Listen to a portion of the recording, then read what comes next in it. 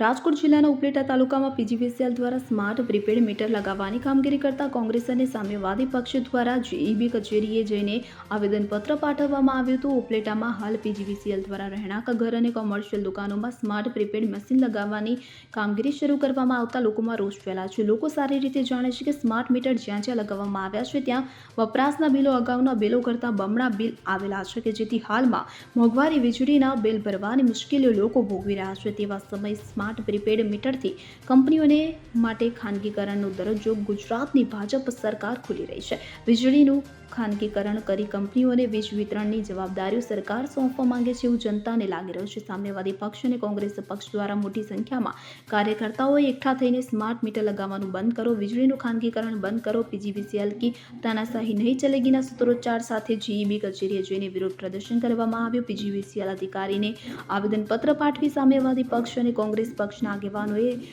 અધિકારીશ્રીને જણાવેલ કે ગ્રાહકોની સહમતિ વગર પ્રીપેડ મીટર બદલવાની પ્રવૃત્તિ બંધ કરવામાં નહીં આવે તો ના છૂટકે ઉગ્ર કાર્યક્રમો કરવાની ફરજ પડશે અને પીજીવીસીએલ ઓફિસને તાળાબંધી જેવા કાર્યક્રમો આપવાની ચીમકી પણ ઉચ્ચારેલ હતી। રોલ આપનું નામ? મારું નામ એસવી પાગડા, નાયબ ઇજનેર ઉપલેટા શહેર પેટા વિભાગ। સાહેબ, જે કોંગ્રેસ અને સામ્યવાદી પક્ષ દ્વારા જે સ્માર્ટ મીટર વિશે આવેદન આપવામાં આવ્યું, શું છે ને કઈ રીતના કામગીરી છે સ્માર્ટ મીટરની? હાલ અત્યારે ઉપલેટા શહેર ખાતે જે સરકારી કચેરીઓમાં સ્માર્ટ મીટર લગાવવાની કામગીરી હતી એ અત્રે દ્વારા પૂર્ણ કરેલ છે અને હાલ કોમર્શિયલ અને ઇન્ડસ્ટ્રીયલ કનેક્શનમાં વડી કચેરીની સૂચના મુજબ કામગીરી ચાલુ છે લગાવવાની। સાહેબ, આ બાબતમાં રજૂઆત પણ ઘણી આવેલી છે કે સ્માર્ટ મીટરમાં બિલ વધારે આવે છે, તો સામાન્ય મીટર કરતાં સ્માર્ટ મીટરમાં વધારે બિલ આવે એવું ખરું? ઘણા ગ્રાહકોમાં આવી ગેરમાન્યતાઓ છે કે સ્માર્ટ મીટર બી વધારે ફરે છે, સ્માર્ટ મીટરમાં બિલ વધારે આવે છે। એ તદ્દન વાત બધી એકદમ સત્યથી વેગળી છે। સ્માર્ટ મીટર અને જે હાલનું મીટર છે એના બંનેના કાર્ય પદ્ધતિમાં કોઈ પણ પ્રકારનો ફરક નથી। વિશેષ ફરક સ્માર્ટ મીટરમાં એ છે કે ગ્રાહક એના મોબાઈલની અંદર વીજ વપરાશની નોંધણી કેટલી થાય છે, તમારું બિલિંગ કેટલું છે એ બધું મોબાઈલની અંદર સરળતાથી જોઈ શકે એ વધારાની એમાં ફંક્શનાલિટી છે। બાકી બિલિંગ પદ્ધતિમાં કોઈ પણ પ્રકારનો ફેરફાર નથી। સાહેબ, એમાં જણાવવામાં આવ્યું હતું કોંગ્રેસ શહેર દ્વારા કે સ્માર્ટ મીટરનું બિલ છે તે પહેલા ભરવું પડશે પછી વીજ વપરાશ થશે, આ સત્ય હકીકત છે? હાલ જે સ્માર્ટ મીટર અત્યારે લગાવવામાં આવેલ છે એમાં અમારી કચેરીની સૂચના મુજબ બિલિંગ પદ્ધતિની અંદર કોઈ પણ ફેરફાર નથી। હાલ જે સ્માર્ટ મીટરની જે પ્રીપેડ સિસ્ટમ છે એ અત્યારે હાલ ચાલુ કરવામાં આવેલ નથી। આ બાબતની રજૂઆતો સાંભળીને સ્માર્ટ મીટર લગાવવાના બંધ થશે કે શું થશે? સરકારના નિયમ પ્રમાણે ચાલુ રહેશે?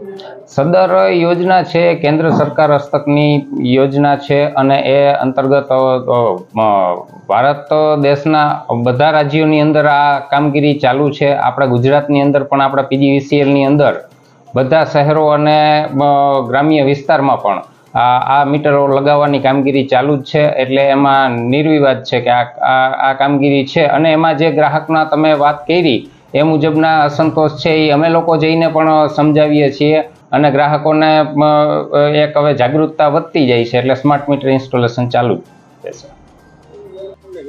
મારું નામ ડાયાભાઈ ગજેરા, માર્ક્સવાદી સામ્યવાદી પક્ષ રાજકોટ જિલ્લા મંત્રી છું। આજ રોજ પીજીવીસીએલ દ્વારા જે સ્માર્ટ મીટર લગાવવામાં આવી રહ્યા છે તેનો વિરોધ કરવા અમે આજે આવેદનપત્ર પાઠવવામાં આવ્યા હતા।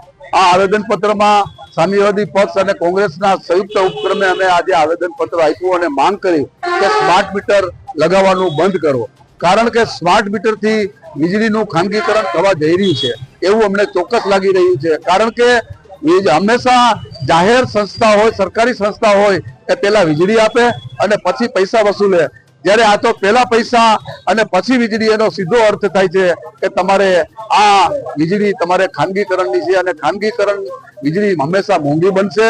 કારણ કે ગુજરાતમાં અત્યારે જે વીજળી અપાય છે તે સમગ્ર દેશમાં સૌથી ઊંચા ભાવે ઘર વપરાશની વીજળી અપાય છે અને જો વીજળીનું સંપૂર્ણ ખાનગીકરણ થશે તો વીજળી આથી પણ મોંઘી થશે। ગુજરાત સરકારે વીજ ઉત્પાદન તો આજે ખાનગીકરણને હવાલે કરી દીધું છે, હવે વીજ વિતરણ સ્માર્ટ મીટર થકી એ પણ ખાનગીકરણ કરવા જઈ રહ્યા છે અને આ ખાનગીકરણ થવાથી પ્રજાના પૈસે બનેલી હજારો કરોડ રૂપિયાની સંપત્તિઓ આ ખાનગી કંપનીઓને સોંપવામાં આવશે અને એનો સીધો અર્થ એમ થાય કે ખાનગી કંપનીઓને લૂંટવા માટેનો રસ્તો અને માર્ગ આ સરકાર બનાવી રહી છે। તેનો અમે કોઈ પણ સંજોગોમાં ચલાવી લેશું નહીં અને અમે જ્યારે સ્માર્ટ મીટર લગાવવામાં આવશે તેનો અમે વિરોધ કરીશું. કૃષ્ણકાંત ચોટાઈ, શહેર કોંગ્રેસ પ્રમુખ, ઉપલેટા શહેર કોંગ્રેસ અને તાલુકા કોંગ્રેસની આગેવાની નીચે ઉપલેટા શહેરમાં પીજીવીસીએલ કંપની દ્વારા જે સ્માર્ટ મીટર લગાવવામાં આવે છે તેમનો વિરોધ કરવા આજે અમે ઉપલેટા શહેર કોંગ્રેસ અને તાલુકા કોંગ્રેસની આગેવાનીમાં કાર્યકરો સાથે પીજીવીસીએલ કચેરીએ એક આવેદનપત્ર આપી અને આ સ્માર્ટ મીટરનો વિરોધ કરેલ છે. વિરોધ કરવાનું કારણ એ છે કે સ્માર્ટ મીટર બિલકુલ ઇલેક્ટ્રોનિક ગેજેટ છે અને ઇલેક્ટ્રોનિક ગેજેટમાં કોઈ પણ જાતની છેડછાડ થઈ શકે છે અને આ છેડછાડના કારણે પ્રજાને અને જે વીજ વપરાશકારો છે એને દામ આવી શકે છે અથવા તો વધારે બિલ આવી શકે છે. આ વધારાના બિલ ન આવે અને જૂની પદ્ધતિ ચાલુ રહી એવી માંગણી સાથે સ્માર્ટ મીટરો ઉપલેટામાં ન લગાવવામાં આવે એનો અમે વિરોધ કર્યો છે. સાથે સાથે અધિકારીઓ અમને એ પણ જણાવ્યું કે અત્યારે જે સ્માર્ટ મીટર લગાવવામાં આવે છે તે મીટર લોકો કમ્પેર કરી શકે તે માટે જૂનું મીટરની પણ માંગણી અમારી પાસે કરશે તો અમે જૂનું મીટર અને નવું સ્માર્ટ મીટર બંને મીટરો રાખી અને 2-4 મહિના ટ્રાય માટે આ પદ્ધતિ પણ અમે અપનાવવા તૈયાર છીએ. તો જે ગ્રાહકોને આ મીટર લેવાનું, સ્માર્ટ મીટર લેવાનું હોય તો જૂનું મીટર પણ બાજુમાં રાખે એવી એમને ભલામણ કરવાથી જૂનું મીટર પણ તમારું રહેશે, સ્માર્ટ મીટર પણ રહેશે, એટલે બેયના યુનિટ પણ તમે ચેક કરી શકશો. પણ આ ટાઈમ લિમિટ માટે થોડા સમય માટે રહેશે. પણ અમારી માંગણી તો સ્માર્ટ મીટર ટોટલી બંધ કરવા અને સ્માર્ટ મીટર પદ્ધતિ ન આવે એવી માંગણી સાથે આવેદનપત્ર આપેલ છે. સરફરાઝ કોડી સાથે સીન 24 ન્યૂઝ ઉપલેટા. હવે જુઓ દેશ દુનિયાની તમામ ખબરો તમારી આંગળીના ટેરવે.